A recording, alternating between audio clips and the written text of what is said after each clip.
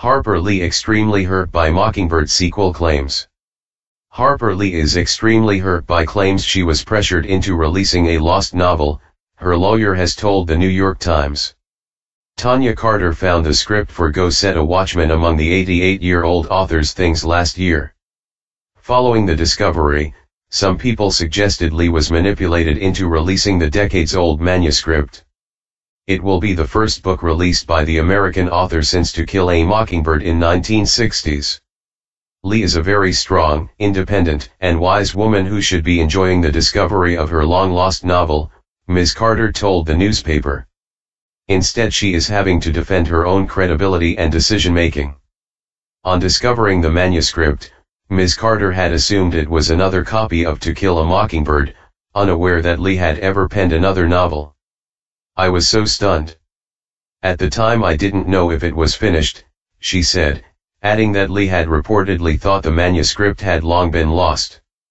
Written before To Kill a Mockingbird, it features many of the same characters, with an adult Scout Finch returning to her native Alabama from New York to visit her father. Harper Lee in 2007. Harper Lee is said to be extremely hurt by claims she has been pressured into publishing her second book. The lawyer said she was upset by the suggestion that she would exploit Lee. "Nothing can describe how I feel. I am a lawyer, not a celebrity. The focus should be on the gift Harper Lee is giving the world." The publisher HarperCollins announced last week that it planned to publish Go Set a Watchman later this year, with an initial print run of 2 million copies. The news was met with some skepticism about the timing, which comes months after the death of Lee's sister, Alice, a lawyer who had shielded her younger sibling from the outside world. Alice, who died last November aged 103, wrote in 2011, "Harper can't see and can't hear and will sign anything put before her by anyone in whom she has confidence." But a spokesman for Penguin Random House said, Harper Lee still enjoys reading and uses a magnifying machine from the New York Institute for the Blind to read books, newspapers, and documents.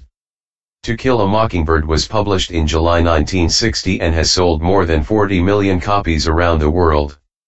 The story depicts the segregated South of Lee's childhood, during the Depression. It was published at the height of the civil rights struggle. It went on to win a Pulitzer Prize and was adapted into an Oscar-winning film starring Gregory Peck.